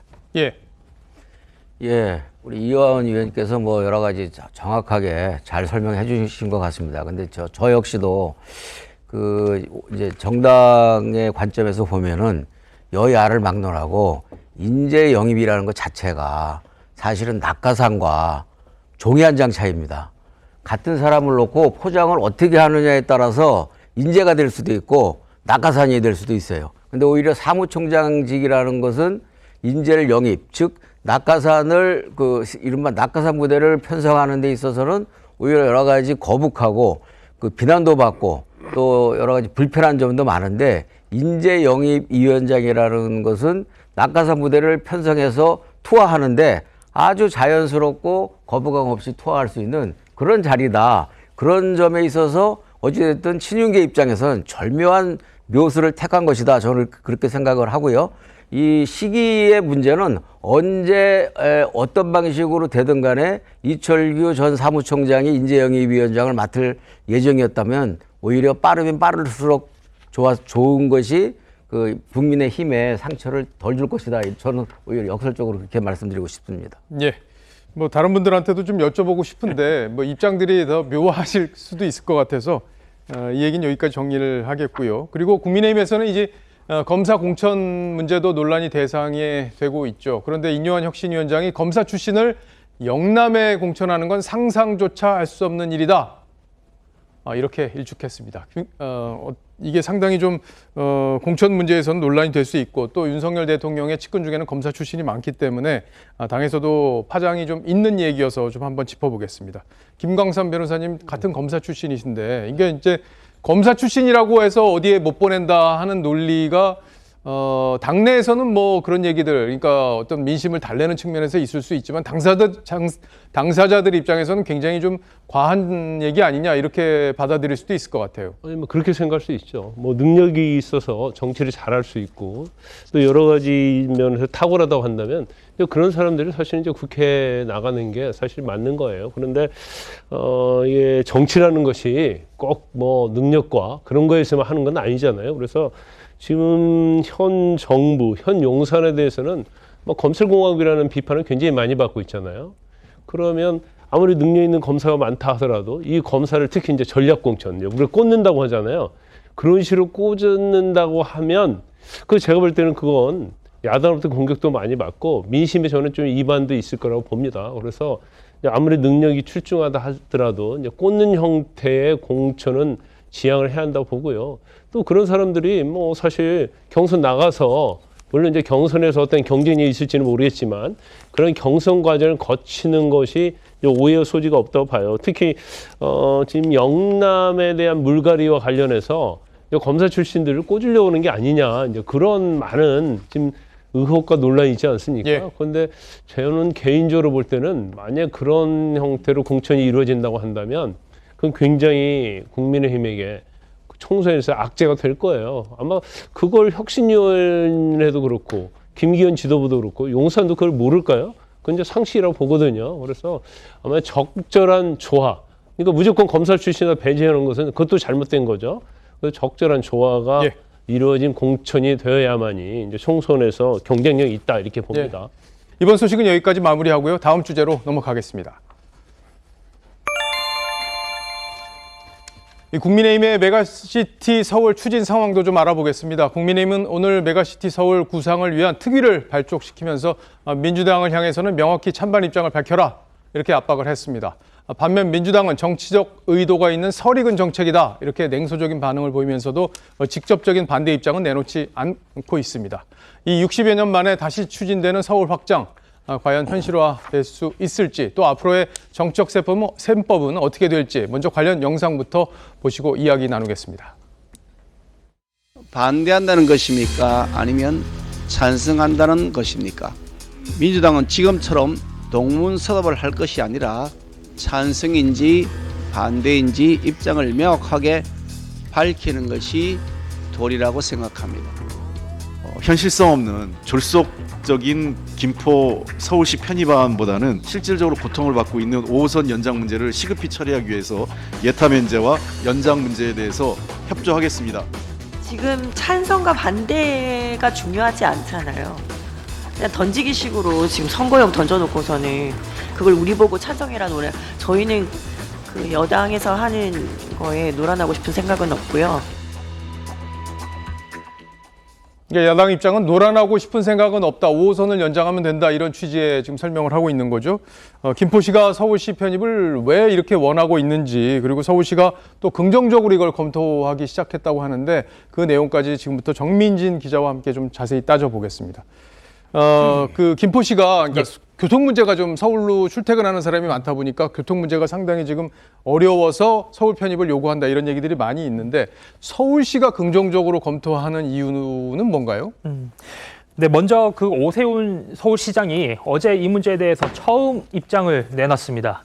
뭐 어떠냐면 서울시의 미래 도시 경쟁력, 이 도시 경쟁력에 어떻게 도움이 되는지 신중하게 검토하겠다고 말했는데 사실상 긍정적인 반응을 보인 겁니다. 저희가 취재한 이 논의 과정을 잘 아는 정치권 관계자에 따르면 이 김포 편입으로 한강 수변 공간을 개발하는 그러니까 즉 오 시장의 그레이트 한강 프로젝트가 탄력을 받을 수 있다고 전했습니다. 예, 그레이트 한강 프로젝트 이게 네. 오세훈 시장이 얘기했던 건데 이게 김포시하고 어떻게 연관이 되는 거예요? 먼저 한번 지도를 한번 보시죠. 서울은 이렇게 한강을 끼고 있지만 여기에 보가 있습니다. 수중보가 있는데 수중보가 있다 보니까 한강이 통하지가 않다 보니까 한강이 사실상 호수가 된 겁니다. 이 반면 김포는 서해와 맞닿아 있고요. 그리고 항구도 있습니다. 이 서해를 통한 항만 개발과 물류 그리고 유통단지 조성을 통해서 서울시의 새로운 성장 동력을 만들 수 있다라는 겁니다. 이 논의 과정을 잘 아는 한 관계자는 이 서울이 뉴욕이나 이 홍콩처럼 국제 항구를 갖춘 해양 도시로 성장할 수 있다고 말했습니다. 또 서울 방화역 그 5호선의 종착역이죠. 방화역 촬영 기지와 이 건설 폐기물 처리장이 여기에 있는데 이거를 김포로 이전한 뒤에 이곳을 개발할 수도 있습니다. 예. 자, 김포시도 뭐 좋은 게 있어야 되는데 교통 문제가 제일 핵심이긴 하죠. 맞습니다. 예. 일단 먼저 김포의 유일한 도시철도인 골드라인의 혼잡도는 220%가 넘습니다. 수도권 지하철 가운데 가장 혼잡합니다. 그런데 김포시는 이 서울 지하철 5호선을 김포까지 연장하는 걸 계획하고 있습니다. 이 서울시로 편입되면 행정 절차가 단축될 수 있는 겁니다. 예. 버스도 이제 광역버스를 이용해서 김포까지 갈 텐데 그게 이제 서울시에 편입이 되면 서울시 내 버스 체계로 바뀌게 될 수 있는 거죠? 네, 맞습니다. 현재 김포는 경기도에 속하고 있다 보니까 현재 준공영제가 아닙니다. 그러니까 일부만 준공영제이고요. 이 서울에 편입이 되면 준공영제의 혜택을 받게 되는 겁니다. 서울과 김포 노선은 빨간색, 그러니까 광역버스가 운행이 되고 있지만 이 서울로 편입이 되면 이 비교적 요금이 저렴한 시내버스로 바뀌게 됩니다. 또 그만큼 노선 확충도 수월해질 전망입니다. 예. 그러니까 민주당은 조금 전에 우리가 얘기를 들어봤지만 5호선 연장하면 된다 이런 취지고 국민의힘이 어떤 이 선거 전략에 본인들이 노란하지 않겠다 이런 입장을 밝혔어요. 네, 맞습니다. 여기서 우리가 눈여겨봐야 될 거는 이 민주당 소속인 김포 지역 국회의원 2명이 아무 입장을 지금 내놓지 않고 있다라는 겁니다. 그리고 과거 김포가 지역구였던 이 김두관 의원은 이 서울이 김포의 혐오 시설을 떠넘기기 위한 구상이라고 비판했습니다. 직접 한번 들어보시죠. 서울의 그 3D 업종이라든지 아니면 해모 시설을 대거 김포로 갖다 놓으려고 하는 숨은 의도도 있지 않는가. 예, 뭐 떠넘기려고 김포시와 그렇게 하려고 한다, 뭐 이런 얘기를 하고 있는 건데, 근데 이제 김포뿐만이 아니라 지금 고양, 구리, 하남, 광명 이런 데도 지금 서울 편입을 희망하기 시작했잖아요. 네, 가장 발빠르게 움직인 곳이 구리입니다. 네, 구리시는 오늘 긴급 기자회견을 열었는데요. 서울 편입을 위한 여론조사와 공청회를 추진하겠다고 밝혔습니다. 다른 지역에서도 자체적으로 설문조사를 하고 있습니다. 주민들 의견을 수렴하고 있는데 뭐 과반 이상, 뭐 80% 이상 찬성인 곳도 있는 것으로 전해집니다. 예. 자, 이 문제가 이제 여당의 총선 전략과 수도권 총선 전략과도 맞물려 있는데 험지 출마 얘기도 이제 당에 많이 있잖아요. 이 험지 출마를 요구받는 중진들이 이 지역들, 그러니까 서울로 편입되는 지역들에 출마할 거다 이런 얘기들이 지금 나오고 있더라고요. 네, 맞습니다. 단적으로 이 국민의힘은 오늘 관련 특위를 발족하면서 부산에서만 5선을 한 조경태 의원을 위원장으로 임명을 했는데요. 당시 조 의원은 서울 동대문을 출마를 검토하고 있었던 것으로 알려져 있는데 상황에 따라서 김포 출마 가능성도 거론이 됩니다. 그리고 이 친윤 핵심인 이철규 전 사무총장도 구리 출마 가능성이 거론되고 있습니다. 이용 의원도 하남 출마를 준비하고 있습니다. 예. 이 해당 지역에서 이렇게 다들 원하고 있다고 하니까 민주당 의원들 또 민주당 중앙당 속내가 복잡할 수밖에 없을 것 같아요. 정민진 기자 잘 들었습니다. 자, 이원 의원님께 질문 하나 하겠습니다. 네. 국민의힘에서 일단 이슈는 선점을 한 것 같고 해당 지역 분위기도 상당히 서울 편입을 바라는 분위기이기 때문에 주도권을 좀 잡고 있다, 이슈의 주도권을 이렇게 볼 수 있을 것 같습니다. 네. 지금 아까도 제가 말씀드린 것처럼 강서구청장 선거가 지금 국민의힘 의원들을 만나보면 이게 보약이 됐다. 강서구청도 중요하지만 더 큰 또 총선 대선을 위해서는 하나의 뭐라 그럴까 웨이크업 콜이라고 그러죠. 뭔가 당을 깨우는 그게 됐다라고 분명히 판단을 하고 있는 것 같습니다. 그래서 지금 여러 가지 목표에서 조경태 의원을 지금 김포나 이런 문제를 담당하는 위원장을 끌어올렸다는 걸 아침에 저도 보고서 이거 여러 가지 의미가 있겠구나라고 생각이 들었습니다. 먼저 조경태 의원 같은 경우에는 토목공학을 전공한 분이라서 그 분야에 대해서 좀 일가견이 있고, 이분이 그 일반 시청자들은 잘 모르지만 5선 의원입니다. 5선 의원을 하는 동안에 민주당에서 3번을 하고 또 당적으로 옮겨서도 2번을 할 정도로 굉장히 정치적으로 또 여러 가지 능한 정치인이기 때문에, 그리고 지금 조금 전에도 얘기가 나왔습니다마는 영남 지역의 3선 의원을 좀 험지에 내보내서, 험지라는 것은 어떤 데를 의미하느냐, 현재 민주당 의원이 현역인 데를 의미합니다. 거기에서 뺏어오는 게 목표인데, 여기에서 이런 위원장을 맡게 함으로써 김포 의석을 가져오려는 그런 생각도 분명히 있다고 생각합니다. 그리고 이걸 바로 민주당이 보여준 적이 있습니다. 김두관 의원 같은 경우에 2014년에 김포에서 재보궐선거가 하게 되자 거기에 낙선을 하고, 그리고 2016년에 거기에서 국회의원으로 당선이 됐습니다. 국회의원으로 당선돼서 4년 동안 활동을 하면서 5선을 끌어오겠다라고도 하고 또 앉아가는 그런 김포 시민들이 되겠다라고도 약속을 한 바 있습니다. 물론 다 되지는 않았지만, 그래서 지금 국민의힘으로서는 김두관 의원이 영남에 있다가 또 올라간 그런 전력도 있고, 또 그쪽에서의 지금 민주당 의원들이 그렇게 강하지 않다라고 지금 판단을 하고서 적극적으로 더 밀어붙일 가능성이 굉장히 크다고 생각이 됩니다. 예. 이 앞서 브리핑에서도 소개를 했지만 TF 위원장의 부산 사하구 을 지역구인 5선의 조경태 의원이 임명이 됐죠. 왜 부산 의원을 수도권 편입 관련 위원장으로 임명했을까, 이런 의문이 드실 수도 있습니다. 국민의힘 그리고 조경태 의원의 설명을 한번 들어보시죠. 제가 정치 박사잖아요. 예? 민주당으로 부산서 3선 전설 아닌가요? 그 김기현 대표가 수도권에 출마해야 된다 이렇게 지도부가 어떤 그런 깊은 고민들을 하지 않겠습니까? 이기 위해서 누가 가장 경쟁력이 있는가, 맞죠? 위원장으로는 5선 의원을 했고, 토목공학 박사 출신의 조경태 의원을 선임을 했습니다. 5선을 하시면서 다양한 상임위를 경험을 하셨기 때문에 당내 여러 재원들을 또 활용할 수 있는 분이기 때문에 결정을 했습니다. 정미경 의원님, 지금 국민의힘에서 중진들 험지 나가라 이렇게 얘기하고 있는데, 이제 수도권에서 저 지역들은 앞으로 표심이 좋아질 가능성이 있는 지역들이기 때문에 중진 의원들 험지로 나가라는 분들은 저 지역 나가고 싶은 유혹도 좀 느낄 수도 있을 것 같습니다. 아니, 그래서 지금 저도 조경태 지금 전 최고위원이 이 특위위원장을 맡았다 그래서 이거 뭐지? 라는 생각을 솔직히 했어요. 왜냐면 뭐 다 아시겠지만 조경태 최고위원은 워낙 이 정치적인 뭐 이런 뭐랄까 능력, 수단 이런 게 너무 좋으신 분이라. 근데 지금 보니까요, 그 부산 지하철이라고 있는데 최초 계획안에는 그 조경태 지역구 안으로 들어오지 않는 상황이었대요. 예. 그랬는데 그걸 노무현 전 대통령한테 얘기해갖고 결국 지하철을 끌어들였다고 그래서 아까 그거 지금 자랑하시는 것 같거든요. 그러니까 그런 부분들을 지금 계속 얘기하면서 부각시키면서 이번에 이 김포 서울시 편입하는 거에 우리 당내에서 내가 가장 적임자다. 지금 이렇게 막 말씀하시는데 이거 결국은 이거 하시다가 그 지금 현재 그 이뉴한 혁신위원장은 그 국민의힘의 그 TK, PK 지역의 3선들 전부 다 수도권으로 가라 지금 계속 그런 얘기 하시잖아요. 그래서 혹시라도 그 하태경 의원 다음으로 조경태 전 최고위원이 김포로 올라오려고 하시는 건 아닌지라는 생각이 일단 막 들어요. 뭐 자세한 거 이거는 뭐 아직 취재를 안 해봤기 때문에 알 수는 없지만 좀 그렇습니다. 예. 이제 어떤 분들이 그쪽으로 나갈지는 앞으로 이제 계속 뉴스가 나올 텐데 저희가 잘 취재를 해보도록 하겠고요. 그리고 김포시 이제 거리 곳곳에 지금 서울 편입을 추진하는 현수막들이 붙기 시작했습니다. 공로나 환영 이런 거고요. 신도시 주민 설명회 연합주민 대책위에서 이걸 걸었습니다. 다른 현수막도 있는데요. 보시죠. 김포시 경기북도 나빠요. 김포시 서울특별시 좋아요.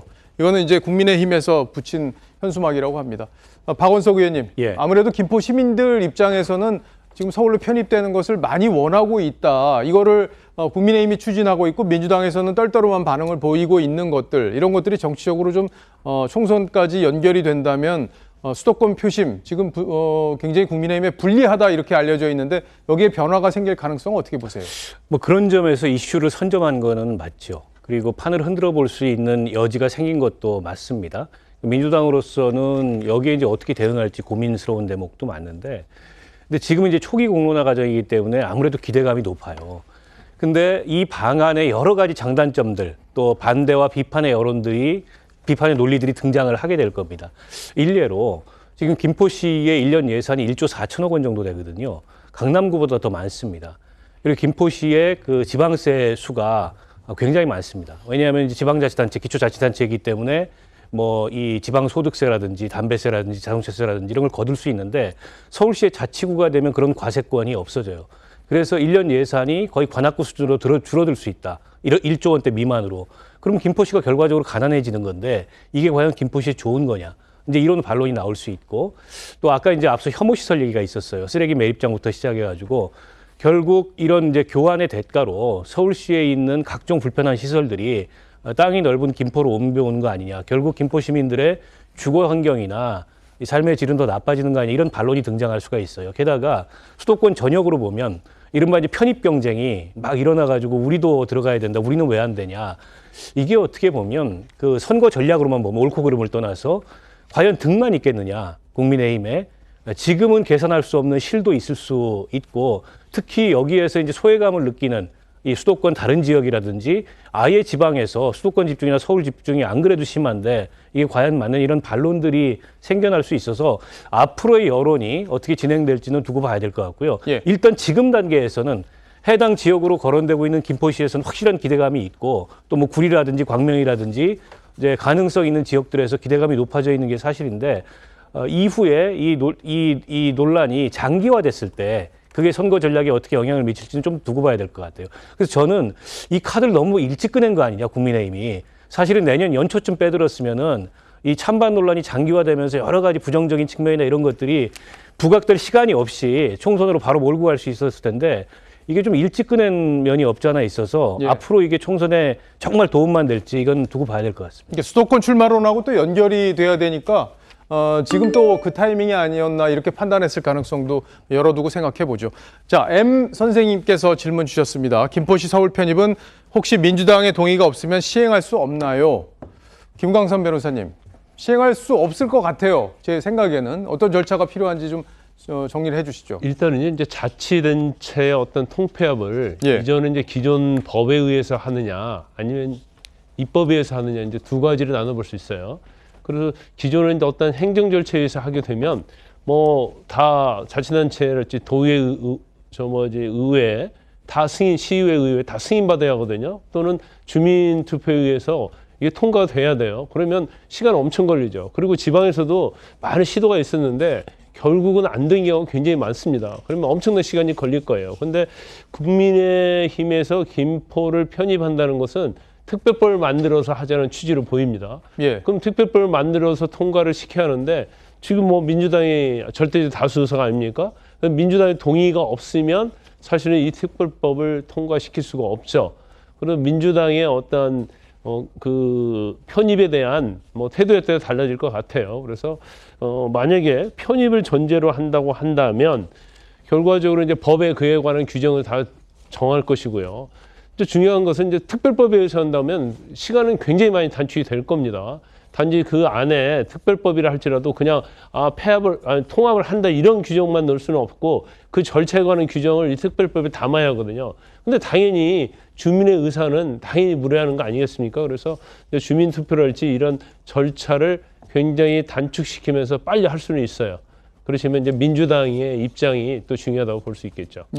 뭐 총선 전까지 그 문제가 특별법 문제가 통과가 되지 않는다면은 총선에서 공약을 내걸고 그 이후에 처리할 가능성 이런 것도 여러 제가 볼 때는 특별법에 의한다 하더라도 총선 전에 마무리하기는 쉽지 않을 거라고 봅니다. 알겠습니다. 지금 조금 전에 이제 구리시도 원하고 있다 이런 얘기 저희가 전해드리긴 했었는데 구리시에서도 이제 서울 편입에 아주 적극 동참하겠다 이런 뜻을 공식적으로 밝혔습니다. 경기도 내 기초 지방 단체 중에서 서울 편입에 대한 방침을 내놓은 것이 이제 김포시를 제외하고는 이제 구리시가 처음으로 또 뛰어든 건데요. 구리시장의 이야기 직접 한번 들어보시죠. 구리시는 현재 이슈가 되고 있는 구리시의 서울시 편입에 대한 시민 의견을 적극적으로 수렴하기 위해 여론조사와 공청회 등을 통해서 시민들의 의견을 청취하겠습니다. 그리고 그 결과를 토대로 구시 발전에 도움이 될 수 있는 방향으로 적극 동참할 것입니다. 자, 여기 구리시가 어디에 있는지 위치를 보면 여기 있습니다. 서울과 가깝게 붙어 있죠. 이제 광진구 쪽에 붙어 있는데 구리시의 경우에는 지난 2008년 행정구역 통폐합 당시에 남양주시하고 통합을 원하는 그런 얘기가 있었습니다. 그랬는데 그때 당시에 광진구로 편입하자 이런 주장이 나오기도 했었는데 그 이후로는 진척이 안 된 상황이었다고 합니다. 정미경 의원님, 그러니까 구리시도 지금 공식적으로 시장이 나서서 서울 편입을 해달라 이렇게 요구를 했습니다. 물론 이제 뭐 구리시도 할 수 있고 앞으로 더 나올 수 있다고 저는 봐요. 근데 이제 지금 사실은 이게 지금 김동연 경기도 지사가 사실은 정치를 하시다가 지사가 되신 게 아니고 처음 이제 지사가 경기도지사가 되셨기 때문에 이 경기도 상황을 잘 모르셨던 것이 아닌가라는 생각이 들어요. 왜 그러냐면 지금 김동연 지사가 쏘아 올린 게 뭐였냐면 경기도 북부와 남부를 나눠서 북부지사, 남부지사 이렇게 행정청도 이제 2개씩 다 만들고 지금 이렇게 가겠다는 그거를 얘기하셨잖아요. 그런데 경기도 그 북부로 그러면 들어가는 그 도시들이 원하느냐? 제가 볼 때는 거의 원하지 않을 것 같아요. 그래서 김포가 그럼 우리는 남부냐 우리는 북부냐 이렇게 하다가 우리는 외딴 섬이네. 그럼 우리는 서울특별시로 가자. 이래서 사실 문제가 제기된 거지 이거를 갖다가 처음부터 이 국민의힘이 총선 전략으로 이거를 생각하고 이렇게 했던 게 저는 아니었다고 들었거든요. 그러면 결과적으로 국민의힘은 일단은 김포시가 시작을 했으니까 김포시 부분에 대해서 총력을 다해서 이 부분에 대해서 국민들께 신뢰감을 줄 수 있는 그런 저는 전략을 취해야 된다고 봐요. 차근차근히 얼마나 열심히 이거를 진정성 있게 하는 걸 보여주면 그 다음에 원하는 게 구리시면 그러면 구리시도 그 다음에 또 누군가 다른 또 도시가 그럴 수 있으면 그것도 이제 기대감으로 야 김포 하는 거 보니까 이게 그냥 하는 게 아니구나. 우리도 희망이 있겠네. 라고 하는 도시에는 저는 받아줄 수 있다고 생각하거든요. 그래서 메가시티 얘기가 나온 거지 처음부터 뭐 서울을 메가시티로 만들어서 크게 뭐 하자 이런 게 아니었기 때문에요. 이거는 그냥 차근차근 국민의힘이 짚어가야 된다고 봅니다. 예. 시청자 질문이 들어왔는데요. 같이 한번 보시겠습니다. 이번엔 김 선생님께서 질문 주셨어요. 김포시와 구리시가 서울로 편입된다면 현직 시장들은 어떻게 되는 건가요? 그러게요. 현직 시장들이 있을 텐데 지방선거는 앞으로도 3년 정도 남아있기 때문에 이 시장들이 어떻게 될지 김광삼 변호사님, 구청장으로 바뀌는 겁니까? 이제 특별법을 만들게 되면 거기서 그 부분에 대한 것도 아마 규정을 할 거예요. 특별법에다 규정을 해야 된다? 그렇죠. 그런데 사실 김포시장이나 구리시장은 시민들이 뽑은 시장이잖아요. 근데 갑자기 뭐 구청장이 될 수는 없을 거 아닙니까?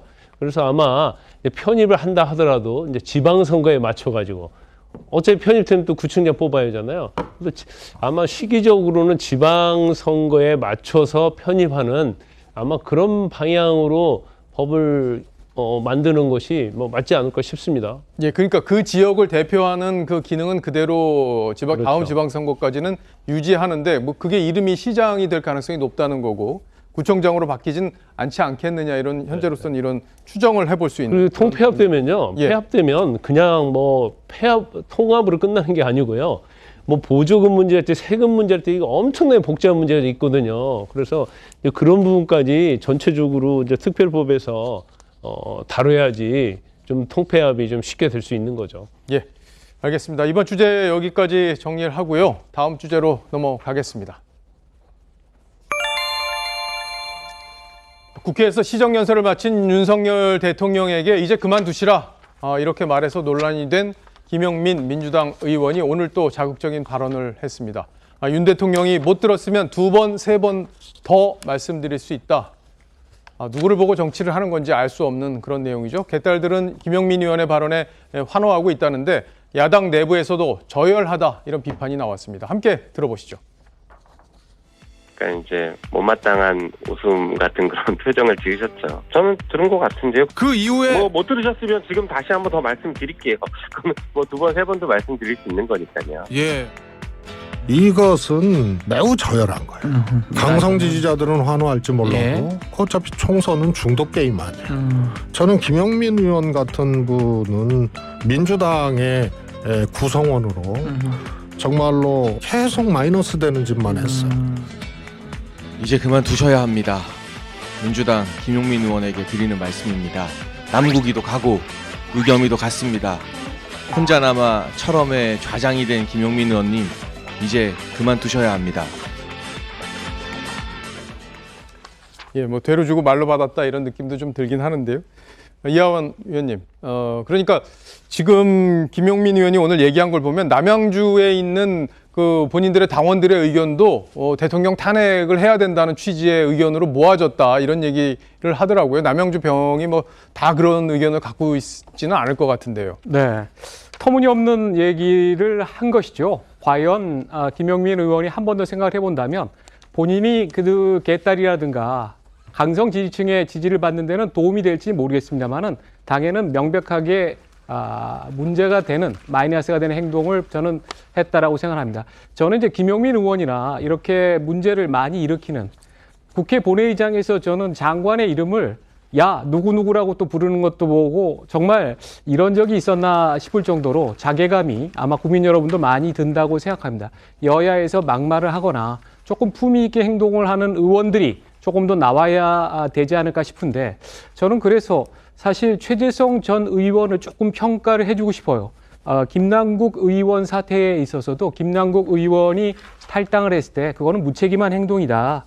그건 책임 회피다라고 분명히 얘기하고 지적을 한 적이 있고 또 이전에는 송영길 대표가 조금 당대표를 뽑는 선거에서 이재명 대표에게 우호적이나 그런 모습 보였을 때도 따끔하게 지적을 하고 고비고비 때마다 최재성 전 의원이 이렇게 지적을 해주는데 왜 야당에 최재성 전 의원 말고 조금 합리적이고 올바른 얘기를 하는 정치인들이 그렇게 보기 드문지 아마도 민주당이 결국은 진영이 공고화돼 있다 보니까 30%는 현재 민주당 지지, 30%는 국민의힘 지지라고 보면 결국 40%의 중도층의 표를 가져와야 되는데 그럴 때 중도층의 표를 가져오기 위해서는 민주당 의원들이 어떻게 얘기를 하고 어떻게 좀 품위 있게 보여야 되나 그런 걸 고민하고 또 만약 그런 의원들이 있으면 사정없이 좀 원로들이 나서서 따끔하게 좀 지적을 해줬으면 좋겠습니다. 예. 사정없이 원로들이 조금 전에 지적을 했잖아요. 그죠? 최재성 전 의원이 지적을 했는데 전병헌 의원님, 최재성 전 의원하고 가깝다고 조금 전에 말씀하셨는데 생각이 비슷하신가요? 저는 이 문제는 해프닝이라고 생각해요. 예. 왜냐하면 사실은 김용민 그 의원이 마스크를 쓰고 이야기를 그렇게 했다고 했는데 아무도 그 이야기를 했는지 본인이 SNS에 글을 올리면서 확인이 된 거 아닙니까? 그리고 본인 스스로도 그 윤 대통령이 약간 들은 것 같다. 그 씩 웃으면서 같다. 이렇게 얘기를 했잖아요. 그래서 저는 예를 들어 김용민 의원이 마스크 벗고 일어나서 그 윤석열 대통령과 마주서서 정색을 하고 그렇게 얘기를 했다면 이것이 그렇게 논란거리가 될 수가 있는 것이지만 그러나 그렇지 않아서 발언한 당사자도 들은 것 같다라는 정도로 얘기하는 수준의 이야기한 것을 너무 정치권에서 이렇게 그 이슈화해서 정치권 자체를 그 증오와 혐오의 그 장으로 이렇게 만드는 것 자체가 조금 무리한 그 논리에 비하하다 이런 생각이 들고요. 예. 어찌됐든 그 민주당 입장에서는 뭐 저런 생각을 갖고 있는 의원들이 상당히 전 있을 거라고 생각합니다. 근데 그런 그 생각을 갖게 된 그 저간의 배경에는 그 윤석열 대통령 집권 이후에 야당 대표를 한 번도 야당 대표로서 대우해 주지 않고 시종일관 지금 2년이 가깝도록 무리한 수사로 그 야당 대표를 수사하고 그거를 통해서 야당을 탄압하고 있다라는 그런 적개심을 갖지 않을 수 없게 만든 그런 책임도 한편으로는 있다. 그래서 그런 점들을 좀 양쪽을 다 균형 있게 보면서 이런 이야기들이 자꾸만 이렇게 해프닝으로 나온 이야기가 아주 말초적인 이야기를 이 본 가지처럼 이렇게 이슈화해서 얘기하는 것 자체가 우리 스스로가 부끄러운 것 아닌가 이렇게 생각합니다. 저는 저런 정치가 전형적으로 강성 지지층한테 아첨하는 정치라고 생각해요. 아첨. 당시에 누가 듣지도 않았고 언론이 먼저 그 발언을 캐치한 것도 아닌데 본인이 썼어요. 내가 그렇게 얘기했다. 그리고 당 일각에서는 그걸 영웅시하는 이런 분위기가 있습니다. 근데 이거를 조금만 더 깊게 생각을 해보면 윤 대통령이 다소는 일방적인 국정 운영을 하고 야당과 대화 협치가 부족하다고 해서 국민이 선출한 대통령한테 국회의원이 물러나라고 하는 게 이게 정상인가? 전혀 정상적인 모습이 아니죠. 이거는 다른 걸 다 떠나서 시스템을 존중하지 않는 겁니다. 일례로 지난 정부 시절에 당시 야당이었던 국민의힘 의원이 문재인 대통령이 시정연설 하러 왔는데 이제 그만두셔야죠 라고 했다면 현재 야당은 어떻게 반응을 했을까요? 아마 지금 여당이 반응한 건 못지않게 격렬하게 반응을 했을 겁니다. 우리가 어쨌든 이 민주정치 과정에 참여하고 결과에 승복하는 것은 뭐 상대를 존중해서일 뿐만 아니라 이 제도를 존중하고 헌법을 존중하고 시스템을 존중하기 때문입니다. 근데 국회의원이라는 사람이 이 헌법과 제도와 시스템을 존중하지 않는 저런 모습을 마치 강성 지지층한테 어필하듯이 저렇게 자랑하고 당 일각에서 그걸 영웅시하는 분위기는 제가 보기에 절대 이 건전한 민주주의가 아니고요. 당내에서 단호한 비판이 나오는 게 저는 맞다고 봅니다. 예. 그런 비판들이 나오면서 조금 전에 최재성 의원도 얘기를 했지만 그걸 저질이라고 평가하는 의원 목소리가 나와야 또 민주당 지지자들 그리고 중도에 있는 사람들도 민주당이 그렇게 나쁜 정당은 아니구나 이런 생각을 또 할 수도 있기 때문에 의미 있는 지적이었다. 저는 개인적으로 이렇게 평가하고 싶은데요. 자, 이제 조국 전 장관 얘기로 잠깐 넘어가 보겠습니다. 조국 전 장관이 글을 하나 올렸어요. IM 신뢰, IM 공정, IM 상식, IM 법치, IM 정의. 자, 누가 떠오르나요? 라고 본인이 직접 물었어요. 근데 누가 떠오르는지 저희가 정리했습니다. 바로 전청조 씨가 얘기를 했던 얘기죠. IM 신뢰예요. 이게 신뢰인데 사실 신뢰라는 표현이 잘못 들어가서 된 표현인데 이 얘기 IM 신뢰 이 얘기를 지금 패러디해서 저렇게 쓴 것 같습니다. 이하원 논설위원님? 예. 그러니까 조국 전 장관이 하고 싶은 게 누군가를 좀 비판하고 싶어서 저런 표현들을 갖고 온 것 같아요. 네. 뭐 누구나 다 지금 예상하듯이 딱 한 명, 아마 윤석열 대통령을 겨냥해서 이런 얘기를 했다고 생각합니다. 그런데 조 전 장관이 아마 한 번만 더 생각을 한다면 그게 결국은 누구한테 화살이 돌아가겠는가. 조 전 장관 같은 경우에는 여러 가지 본인이 그 페이스북이라든가 SNS에 수없이 거의 한 10여 년에 걸쳐서 써온 글이 그게 결국은 자기한테 다 돌아가지 않았습니까? 저는 조 전 장관 같은 경우에 상당히 능력도 많고 또 본인이 조금 진지하게 최근에 벌어진 일들에 대해서 반성을 하면 앞으로도 사실 나이가 또 젊고 하기 때문에 여러 가지 기회가 많다고 생각을 하는데 왜 이렇게 꼭 본인의 그 극성 지지자들만을 향해서 이런 글을 날리고 하는지 조금은 안타깝다고 생각이 들고 그래서 좀 뭐라 그럴까 진보 진영을 위해서도 또 나라를 위해서도 전 조국 장관이 정말 제대로 반성을 하면 또 한번 기회가 주어질 수 있다고 보기 때문에 여러 가지 적절하지 않다고 생각합니다. 예. 근데 다른 사람은 몰라도요. 조국 장관은 저런 말 하면 안 돼요. 지난 재판부에서도 그런 얘기 하지 않았습니까? 대학 교수로서 공정성에 대해서 신뢰를 심각하게 훼손했다. 저기 IM 공정과 IM 신뢰가 들어있는 거 아니에요?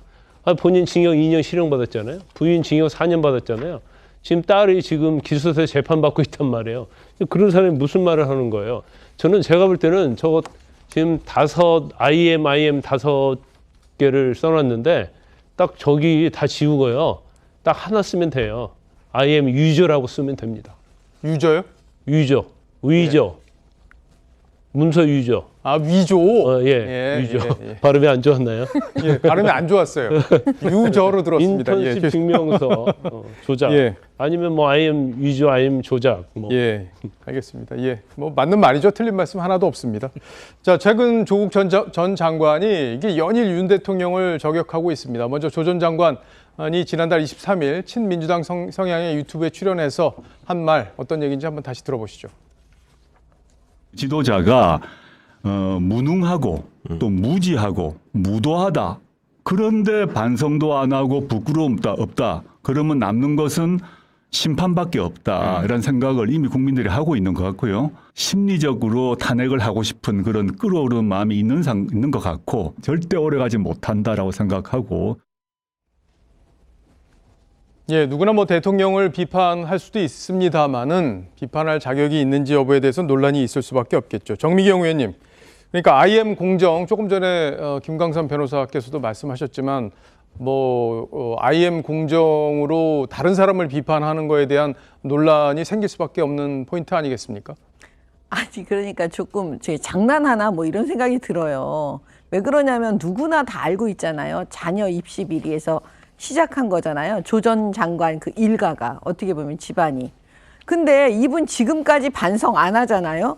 그러면 결국은 심판받아야 되잖아요. 근데 그걸 자기 입으로 얘기하고 있어요. 반성 안 하고 그러면 결국 심판받는다고. 그러면 지금 자기가 그 얘기를 아무리 해봤자 아니 본인 얘기를 왜 하고 있지라고 들려질 수밖에 없는 건데 아니 진짜 묻고 싶어요. 정말 무슨 생각을 하고 있는 건지. 그다음에 핵심은 저는 이거 봐요. 그 정권 교체가 된 가장 그 밑바닥의 기본이 저는 조국 전 장관의 시작이었다고 보거든요. 그때 가장 우리가 상식적으로 이게 뭐지? 했던 게 뭐였냐면 아니 입시 비리가 터졌는데 그 서초동 앞에서 조국을 수호하자는 집회를 했습니다. 아니 조국을 수호하자니 이게 무슨 얘기지? 그렇기 때문에 이건 상식적이지가 않다. 상식과 너무나 멀어졌다. 그러면서 국민들로부터 완전히 민주당 정권이 심판받는 어떻게 보면 그 기반이 쌓였다고 저는 보거든요. 근데 그런 단초를 제공한 그 주인공이 지금 와가지고 IM 신뢰, 무슨 IM 정의, IM 공정을 이렇게 얘기하고 있으니 이거는 이제 웃음이 나오는 거죠. 웃음의 저는 포인트라고 봐요. 장난하나? 자꾸 이런 생각이 드는데 좀 안 그러셨으면 좋겠습니다. 예. 그러니까 대선 때 정권 교체가 된 게 조국 전 장관의 어떤 공정 문제 이거 논란이 돼서 그랬다고 하는데 지금 또 본인이 저런 논란을 일으키는 게 민주당으로서는 참 부담스럽지 않을까 이런 생각도 해볼 수 있겠습니다. 한동훈 법무장관 얘기 하나 할게요. 오늘 법사위에서 한동훈 법무장관이 출석을 했는데 야당 의원들로부터 칭찬을 받는 일이 벌어졌다고 합니다. 어떤 상황이었는지 저희가 영상으로 준비했습니다. 참 법사위 하다 보니까 김영배 의원님께서 한동훈 장관 칭찬을 다 하시고 왜 갑자기 예산안 심사하면서 이렇게 분위기가 좋아지는지 모르겠어요.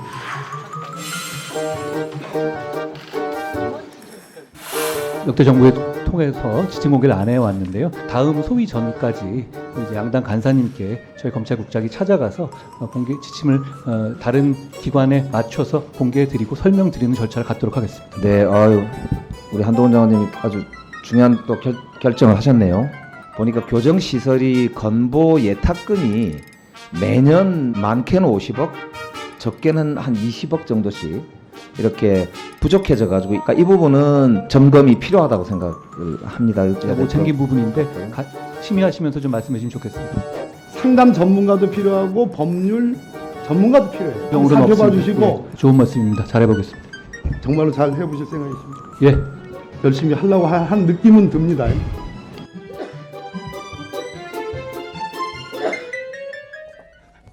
예, 김도우 위원장 표정을 보니까 저도 좀 웃음이 났습니다. 예. 어쨌든 한동훈 장관이 공개하겠다고 얘기해서 모처럼 법사위에서 훈훈한 장면이 연출됐던 거 저희가 정리를 해드렸습니다. 다음 주제로 넘어가겠습니다. 자, 어제 열린 비상경제 민생회의에서 윤석열 대통령이 카카오의 횡포로 택시기사들이 어려움을 겪고 있는 현실에 공감하면서 분노하는 일이 있었죠. 윤 대통령은 제재까지 언급을 했는데 택시기사와 윤 대통령의 대화 내용 다시 한번 보시겠습니다.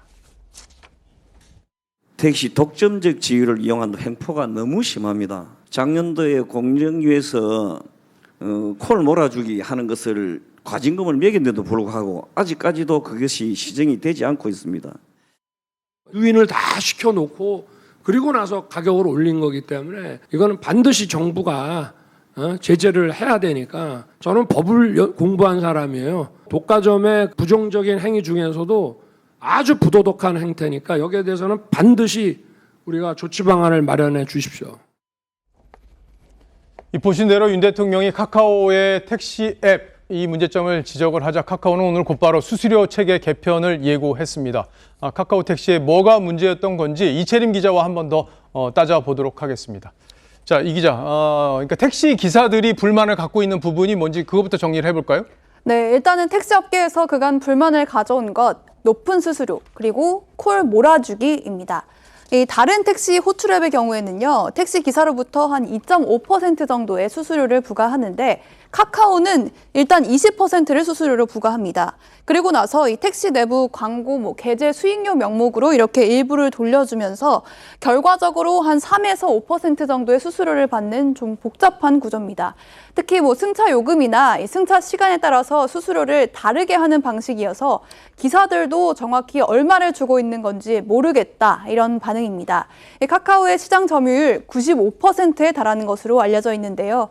그러니까 기사들 입장에서는 손님이 더 많은 만큼 수수료가 이렇게 더 높아도 안 쓸 수가 없는 상황인 겁니다. 예, 그러니까 독점 수준의 점유율이다 이렇게 볼 수 있겠는데 콜 몰아주기 이거에 대해서는 공정위에서도 과거에 지적을 하지 않았습니까? 그렇습니다. 지난 2월에 공정위가요, 카카오가 배차 알고리즘을 조작해서 자사의 가맹택시에 콜 몰아주기를 했다면서 과징금 257억 원을 부과했습니다. 카카오는 이렇게 부르면 바로 배차되는 서비스를 호출료 3,000원을 가지고서 운영을 하고 있는데요. 이게 가맹기사를 가지고 하는 서비스고요. 일반 호출의 경우에는 호출료가 없습니다. 공정위의 시정 명령에도 돈이 되는 가맹기사들에게 콜을 몰아주는 이런 관행은 바뀐 게 없다고 하는데요. 직접 한번 들어보시죠. 가맹택시하고 우리하고요, 같은 시간에 똑같이 근무를 했는데 어떻게 매출이 2배 이상 차이가 나요. 말이 안 되잖아요. 그러니까 공정위가 시정 명령을 지금 했는데 카카오는 이걸 지키지 않고 있는 상황이네요. 카카오가 공정위 시정 명령에 대해서 행정소송을 제기했습니다. 그래서 이 명령도 집행 정지가 된 상황인데요. 이 외에도 카카오는 우티나 타다 같은 다른 앱 사용 기사들에게 배차를 안 하거나 호출 없이 길을 가다 승객을 태운 기사들에게 배차를 불공정하게 한다는 의혹도 함께 받고 있습니다. 예. 이 카카오가 택시 시장의 이제 대부분을 장악하고 있기 때문에 이 독과점 피해 이걸 정밀하게 한번 들여다봐서 이번 기회에 이제 국민들 불편이 없는지 택시 기사들의 애로는 어떻게 공정하게 덜어줄지 이 부분에 대해서 명확한 답을 찾아야겠다 이런 생각이 듭니다. 이채림 기자 잘 들었습니다.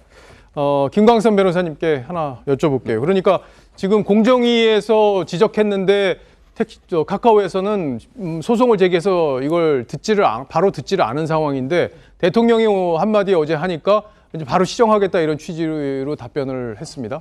원칙적으로 이제 공정위에서 결정을 하면요, 대부분 이의 신청을 해서 소송을 제기를 합니다. 왜냐하면 이제 공정에서 부과되는 과징금이 엄청 크고 본인의 어떤 사업에 영향을 많이 미치기 때문에 그러는데 아마 카카오에서도 아마 다퉈볼 생각이 있었던 걸로 보여요. 그런데 지금 워낙 이제 최근에 카카오 어떤 행태, SM 엔터테인먼트 인수하는 과정이랄지 카카오 모빌리티의 어떤 분식 회계랄지 이런 것들이 지금 굉장히 많이 문제가 되고 있잖아요. 또 전에는 카카오 계열사들 스택 옵션 받아가지고 먹튀하고 그래서 카카오 이미지가 굉장히 안 좋아요. 그런데 이런 와중에 대통령께서 이제 한 말씀 하시니까 사실 과징금과 관련해서 저 부분도 어떻게 보면 굉장히 어려운 택시기사와 어떤 이해관계지 않습니까? 만약에 계속적으로 정부의 입장이랄지 공정에 반해서 사업을 하다 보면 아마 얻는 것보다 잃는 게 굉장히 많을 거예요. 그래서 아마 그 내부에서도 더 이상 다투지 않고 가야겠다 그런 회의를 통해서 결정한 게 아닌가 싶습니다. 예. 대통령이 모든 문제에 나서서 저렇게 다 얘기하기가 참 어려운데 문제가 있는 부분들에 대해서 그리고 국민들이 불편해하는 부분에 대해서는 기업들이 자발적으로 여러 가지 개선책을 내놓는 게 순서가 아닌가 이런 생각이 듭니다. 오늘 토론 여기서 마무리하겠습니다.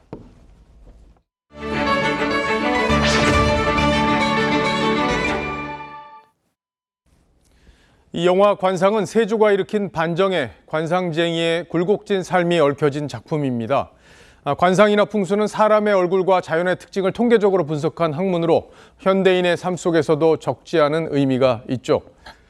윤 대통령 부부의 관상을 봐주었다는 백재권 교수는 이재명 대표 부부가 관상을 보러 왔던 이야기도 공개했습니다.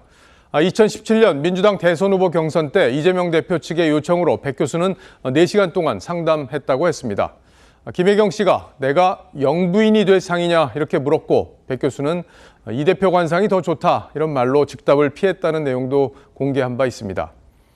야당은 대통령 관저를 결정할 때 천공이 개입했다고 주장했는데 실상은 관상과 풍수 전문가인 백재곤 교수가 방문했던 것으로 드러났습니다.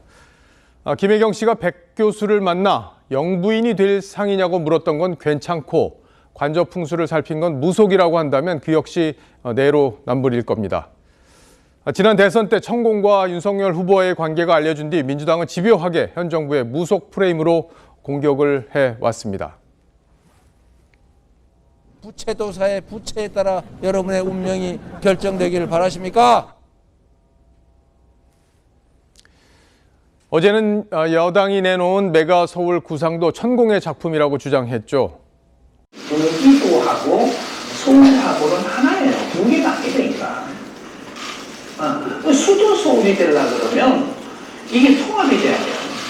이해하기 어려운 정책 결정마다 매번 등장하는 인물이 있습니다. 설마 했는데 또 천공입니까?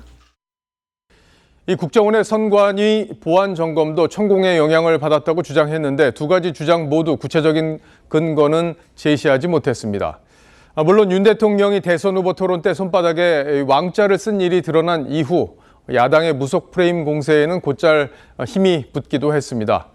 이번에도 강성 지지층들은 천공 개입설을 사실처럼 믿고 퍼뜨릴 수 있습니다. 하지만 국가 미래와 지자체 주민들의 염원이 담긴 메가 서울 구상을 무속 프레임으로 공격한다면 야당에게 무슨 득이 될지 모르겠습니다. 건전한 토론과 합리적 대안 대신 황당한 정치 공세에 매달린다면 해당 지역 유권자들은 과연 야당에 박수를 보낼까요? 오늘 앵커의 한마디는 전가의 보도 천공이었습니다. 박정훈의 정치다 내일도 알차게 준비하겠습니다. 고맙습니다.